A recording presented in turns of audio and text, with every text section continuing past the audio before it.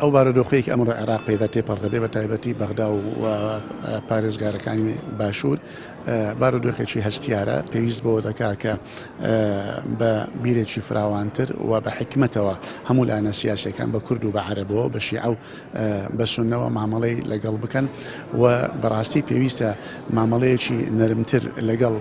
لەگەڵ خۆپیشاندەران بکرێ و خۆپیشاندەرانش بە هەمان شێوە بە مامەڵەیەکی مەدەنیانەتر داوای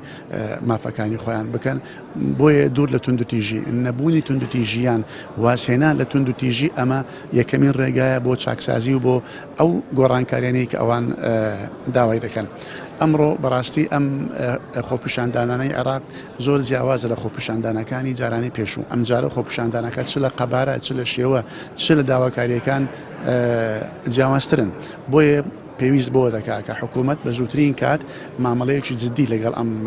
داواکاریانە بکە بە پێی دەستور لە چوارچێوەی دەستور لە چوارچێوەی یاسادا وەڵامی ئەم خۆپیشاندرانە بدرێتەوە. کوردیش ئێمە وەکو کورد ئەمڕۆ ڕاستی پێویستە خۆمان بۆ هەموو ئەگەرێک ئامادە بکەین ئەگەری گۆڕانکاری سیاسی ئەگەری گۆڕانکاری حکوومەت ئەگەری